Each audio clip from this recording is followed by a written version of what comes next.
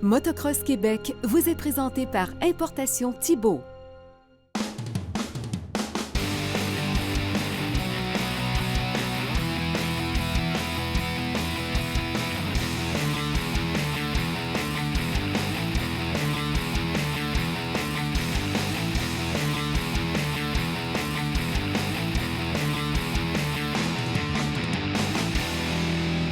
Salut tout le monde, j'espère que vous allez bien. Mon nom c'est PY et je suis très content de vous accueillir à cette nouvelle émission de Motocross Québec en ondes à Télémag. Aujourd'hui, le 14 juillet 2018. Si je vous dis petite machine, gros plaisir. Est-ce que ça vous sonne une cloche? C'est la devise du Challenge Pit Bike. Aujourd'hui, c'est la troisième manche du Challenge Pit Bike. On va avoir une très belle journée. C'est un petit peu spécial aujourd'hui parce qu'il fallait partager la piste avec de l'enduro au niveau du VTT. Ça étire un petit peu tout ça, mais quand même, beaucoup d'actions à venir au niveau des catégories femmes, juniors, amateurs, inter, professionnels. Comme d'habitude, le Pit Bike, on est là pour avoir du fun. C'est familial, c'est pour aider des gens à s'initier aussi au sport du motocross ou encore des gens qui faisaient du motocross qui viennent en pit bike. Il y en a pour tous les goûts, beaucoup d'actions qui s'en viennent. Aujourd'hui, on va suivre en particulier un des pilotes professionnels. Il s'appelle Alex Trépanier. Je vous en avais parlé dans une autre émission. On l'avait rencontré à Issoudun. Aujourd'hui, c'est lui qu'on va suivre. Il va nous dire un petit peu tout ce qu'il y a à savoir au niveau du pit bike. Restez là, ça commence maintenant à Motocross Québec.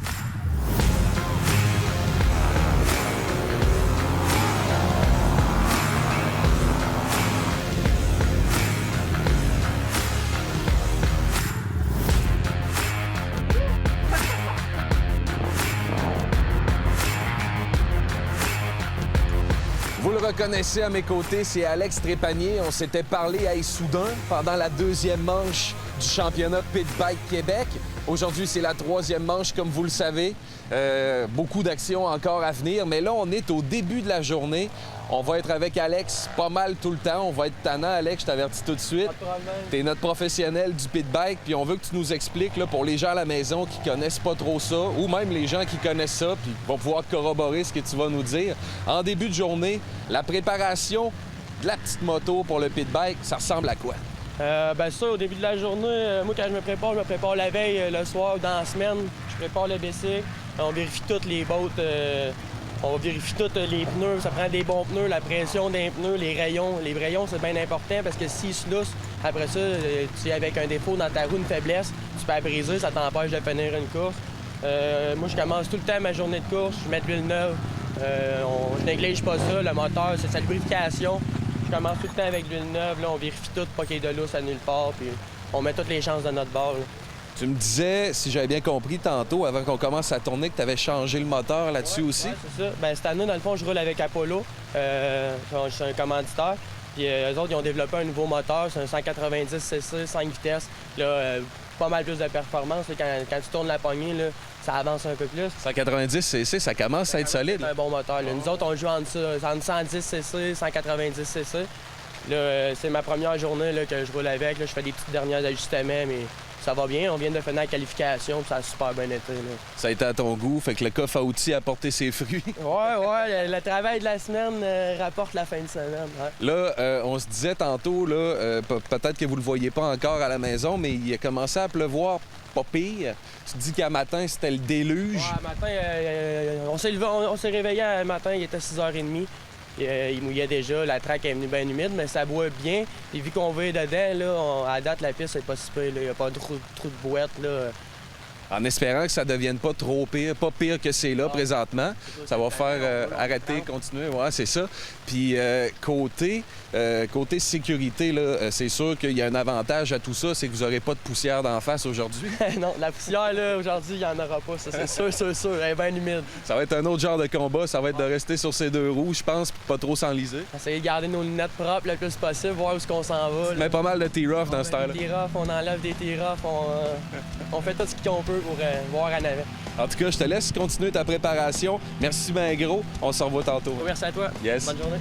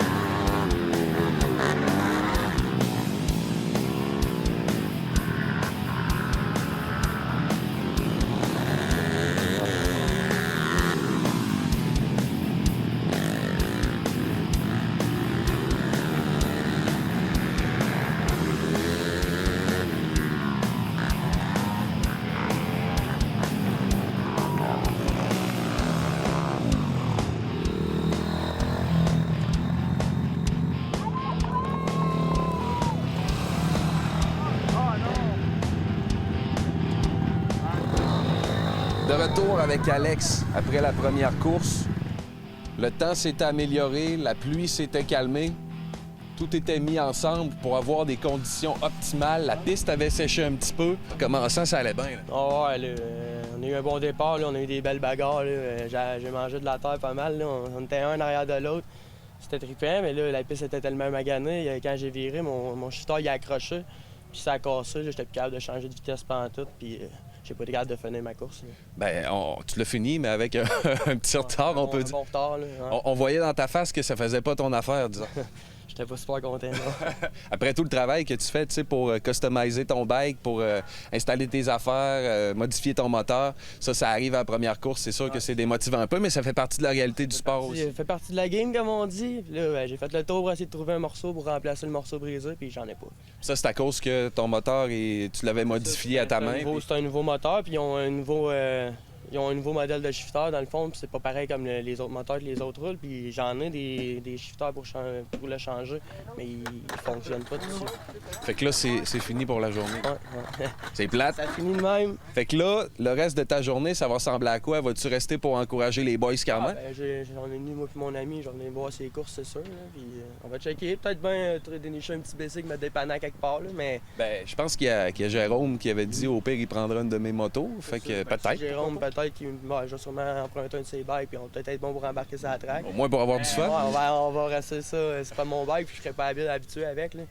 On va faire des tours, puis on va s'amuser. Fait qu'après cette fin de semaine-là, première affaire, c'est réparer le bobo. Ah, des shifters, on va en amener aux prochaines courses. On apprend. Ouais, on apprend nos erreurs. Merci, Alex. Merci beaucoup. Ça fait plaisir. Salut, man.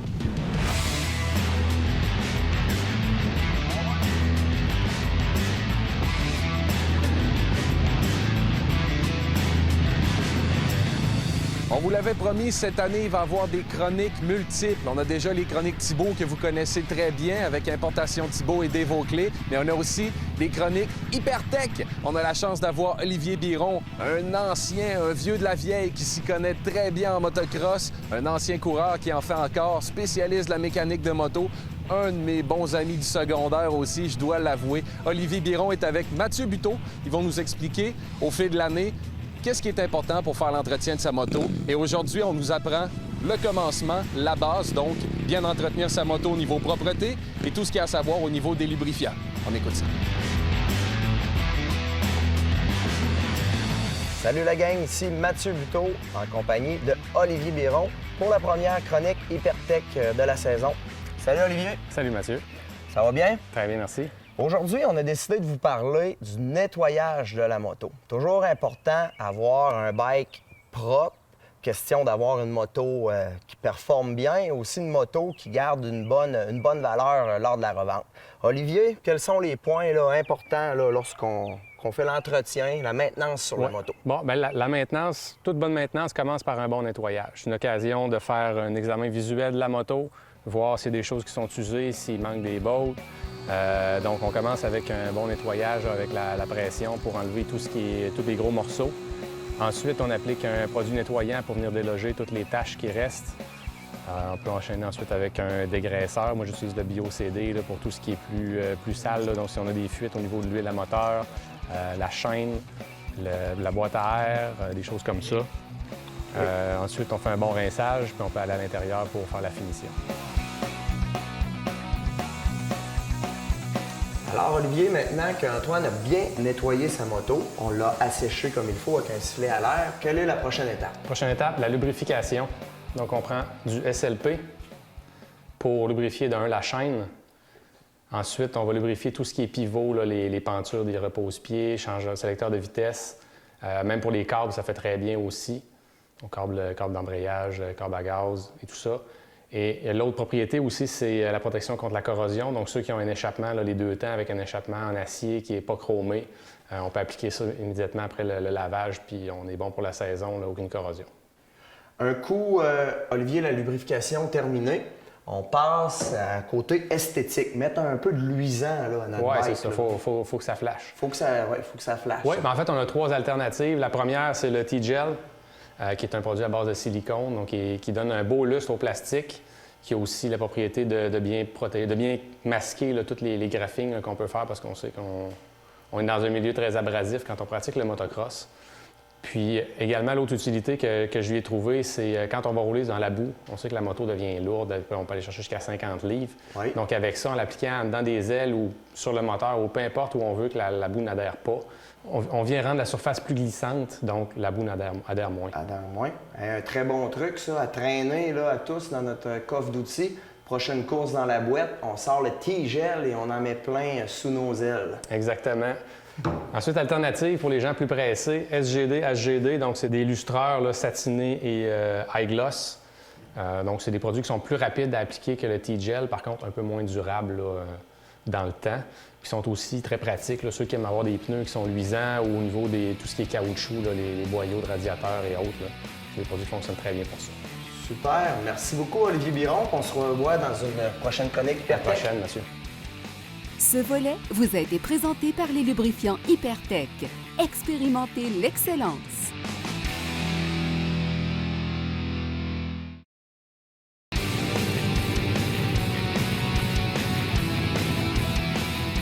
À mes côtés, vous le reconnaissez, Jérôme de MIC Performance, le commanditaire de l'événement Pit Bike Québec. On est la 3e manche aujourd'hui. On est le 14 juillet. Malgré la température, là, ça a l'air de bien se passer quand même. Ah, c'est parfait. Là. Pour nous, au moins, on n'a pas de poussière aujourd'hui. Là. La température est bonne. C'est pas non plus la grosse pluie qui empêche de rouler. La piste est super belle. Donc, Fait pas trop chaud, c'est pas trop mouillé. Il paraît que ce matin, par contre, c'était vraiment torrentiel, puis on se posait des questions, mais ça s'est bien amélioré, je pense. on dirait, ouais, moi ce matin, malheureusement, j'étais pas là. J'étais un peu en retard. J'ai fait le mauvais élève aujourd'hui. On s'est levé de bonne heure. Ouais, c'était dur ce matin. Je voyais, il y a Alex qui est venu te voir parce qu'il y a eu un petit problème pendant sa course. Comme d'habitude, tu es fidèle au poste à la rescousse des gens. Ouais, quand on peut, on essaye, mais là, en l'occurrence, ça va être difficile, on va dire. C'est une pièce un peu spéciale parce que son bicycle est pas mal modifié, là. On va faire quelque chose, on va s'organiser. Tu penses quoi de l'événement jusqu'à maintenant? Ah, c'est super. Vraiment, une belle organisation, comme toujours, avec Pit Bike Québec. Là, c'est du beau monde et puis on va continuer à les encourager dans ce sens-là. Les gens qui sont dans l'organisation, justement, de Pit Bike Québec, et toi aussi, vous êtes de toute façon des gens passionnés, des gens sympathiques. Ça paraît aussi dans le résultat. Oui, c'est ça, surtout la passion et puis, comme je dis tout le temps, l'entraide. Et puis, tout le monde est là pour s'amuser, il n'y a personne qui se prend pour un autre. On est là tous pour s'amuser et puis c'est ça qui est important. C'est la clé. Beau temps, mauvais temps. Yes! Jérôme de MIC Performance, allez le voir sur le boulevard Guillaume Couture à Lévis. Super sympathique. Il y a tout ce qu'il faut. Merci beaucoup, Jérôme. Merci. Ça fait plaisir.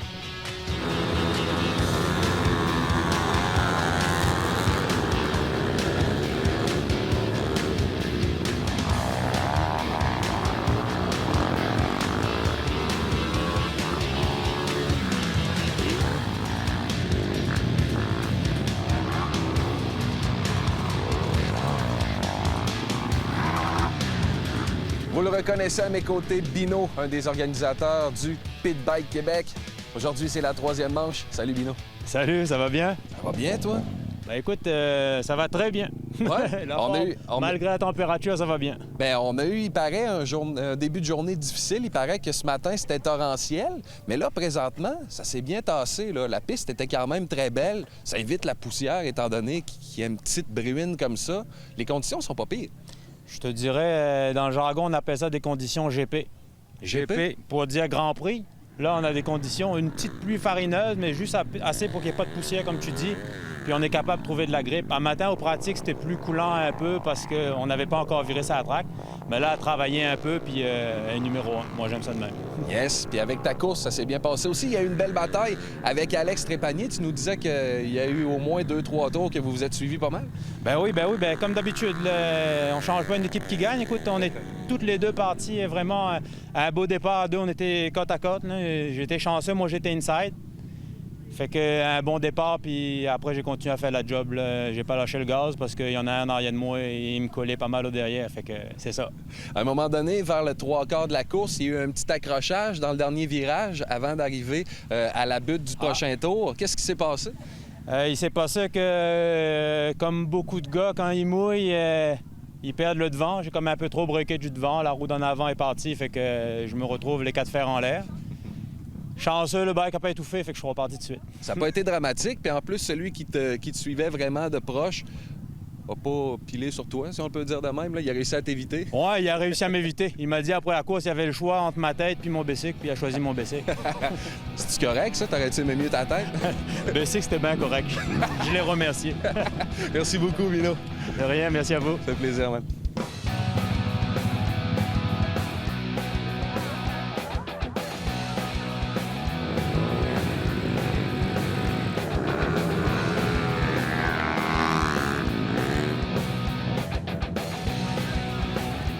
On est de retour avec Alex Trépanier. Tenez-vous bien, tantôt tous les espoirs étaient abattus, la journée était finie, la fin de semaine aussi. On pouvait lire la déception sur son visage. Regardez là, les beaux petits yeux pétillants, le sourire est revenu. Qu'est-ce qui s'est passé, Alex? T'as réussi à trouver un shifter? Ouais, j'ai fouillé dans mon coffre, j'ai plein de vieilles pièces que je garde. Puis j'ai fini par trouver un shifter qui faisait drette là. Fait que, puis celui-là, il y a un spring. Fait que ça cassera pas. As-tu vu, des fois, on est jamais mieux servi que par soi-même. T'avais fait le tour du site, t'avais demandé à Jérôme, qui a généralement tout ce qu'il faut. Personne pouvait t'aider. Juste à lever 2-3 affaires dans ton coffre.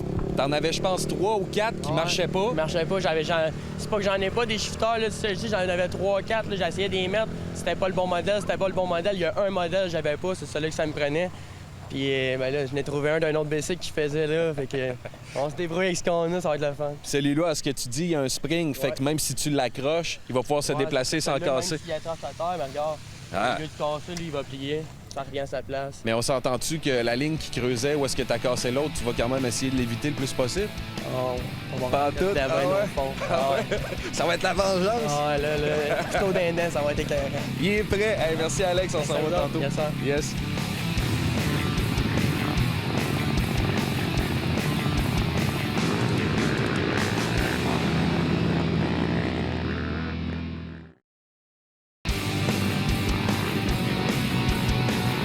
Pour la deuxième chronique de l'émission, on s'en va retrouver la gang d'importation Thibault avec Matt Buteau et Dave Auclé. Ils vont nous expliquer un petit peu tout ce qui a rapport avec les équipements protection, mais qui dit équipement de protection, il faut commencer par la base, par bien se protéger les yeux. On s'en va voir ce qu'ils ont à nous raconter.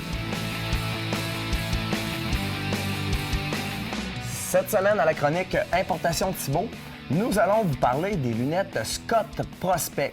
J'ai en ma compagnie mon ami Dave Auclé. Bonjour Dave, ça va bien? Oui, ça va très bien, Mathieu. Les lunettes Scott, Dave, là, c'est dans le motocross depuis très longtemps. Hein? Oui, effectivement, depuis 1972.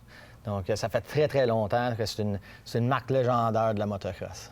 Le modèle que tu nous amènes aujourd'hui, c'est une nouveauté chez Scott, je crois. Oui, ça fait 2 ans maintenant. L'an passé, ils l'ont lancé toute une nouvelle conception de lunettes avec des technologies assez récentes. Justement, ça prenait quelque chose de nouveau là, dans leur gamme. Si on regarde ce que tu nous as emmené ici, là, on a 3 modèles différents qui sont dans la Scott Prospect, mais j'aimerais que tu nous les décrives un petit peu, là. Donc, le Prospect, bien, on a 3 modèles qu'on peut offrir. C'est le motocross avec l'anti-works, autrement dit, avec des pins ici pour mettre du tear-off. On a aussi un choix d'avoir un roll-off, un Works Film System, WFS. Puis ça, c'est carrément une pellicule qui passe devant, un film qui passe devant l'écran en tirant sur un cordon, mais tu es capable de le rafraîchir. Ça, c'est pour les grosses journées de boîte, hein? Quand oui, puis on le voit ou, souvent dans l'enduro aussi. Dans l'enduro aussi, bien aimé, parce qu'on a longue pellicule. Là. On peut tirer longtemps avant de venir au bout. Là. Quelque chose que bien du monde ne savent pas aussi, c'est que ça commence à être restreint, l'utilisation des tear-off. Mettons, à certaines pistes en Californie, sont interdits maintenant. Le côté environnemental. Exactement. Hein? Fait que c'est une belle solution pour ça. Ah, oui. Et puis la dernière, bien sûr, c'est un nouveau modèle pour Scott aussi, c'est l'Enduro. C'est une lentille doublée thermique, genre, comme l'hiver, avec une ventilation sur la lentille qui empêche justement d'avoir de la buée, surtout quand on est à bas vitesse. On a besoin de plus de circulation. OK. Merci beaucoup, Dave, pour les détails concernant les lunettes Scott. On se revoit la semaine prochaine. Cette chronique vous a été présentée par Importation Thibault.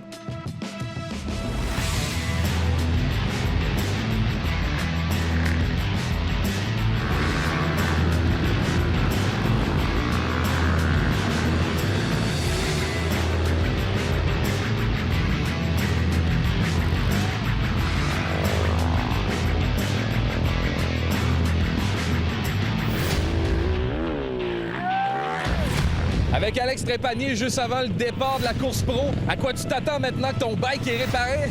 Ben, il est réparé avec ce que j'avais sous la main, fait que si je finis la course, déjà là, je vais être content. Fait que l'objectif, c'est premièrement de finir la course. Puis avoir du fun. Puis avoir du fun. Puis on vise peut-être un top 3. Moi, je te souhaite un top 3. Pas mal ça que tu vas l'avoir. Du gros fun. Ça paraît pas, là, mais il est en train de sourire comme un malade. Yes, sir. Bonne course, man. Merci beaucoup. Yes.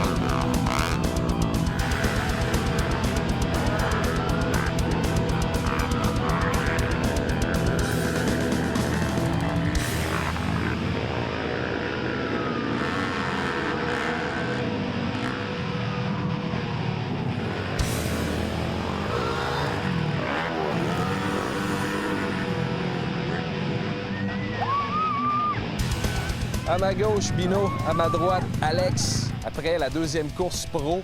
Quelle course, les gars? Je vais commencer avec Bino. Ça a été serré en tabarouette, là. Un bon 3/4 de course. Après ça, on t'a perdu après un virage. Nous, où est-ce qu'on était placés? On n'a pas pu voir ce qui s'est passé. Au moment où ça venait comme le plus proche entre moi et Alex, j'ai essayé de prendre inside. C'est une trajectoire que j'avais pas faite pendant la course. Fait que là, ma roue avant a planté un peu dans le mou. Fait que je me suis pris à mon propre piège. Mais c'était soit là, soit je le laissais partir. Mais c'est ça. On a tenté le tout pour le tout. C'est ça, t'as tout compris. On voulait pas le laisser s'échapper, mais ça a été une très belle course, là. Merveilleux. Est-ce que la condition de la piste a été influencée par ce qui s'est passé en enduro VTT avant, pas mal? Je pensais que ça allait l'affecter gros, mais ils l'ont retravaillé entre la course de 4 roues et la course de moto. Puis les conditions étaient parfaites, là. On avait des belles lignes, la terre, là, pas de rampe, pas de trou de voile. J'ai rien à dire sur la piste, ça était parfait. On s'était parlé avant la course, vous l'avez vu. Il voulait juste avoir du fun, puis il n'y avait pas trop d'objectifs en tête. Finalement, ça s'est très bien passé. On a tout donné pareil, on donne tout le temps tout ce qu'on a, puis ça a bien fini. En plus, on l'a vu, la piste est tellement propre qu'il y a même... On le voit plus, là, mais il y avait sa GoPro, puis elle était toute propre après ça. Ça veut dire que ça a bien été en tabarouette, les conditions étaient idéales. Très bel événement encore aujourd'hui, Bino. Ben oui, très bel événement. Je veux souligner l'implication de toute l'équipe de X-Park Ring Jonction qui nous ont même refait la track avant notre deuxième hit. Fait que merci à eux, merci à la gang qui nous suit puis qu'on a encore tous des pilotes encore à la troisième manche. Fait que on aime ça. Ça continue de même. Merci beaucoup les gars. Très beau spectacle. Super intéressant de vous voir aller. Merci. C'est ça. Yes. Salut les gars, à la prochaine. Salut.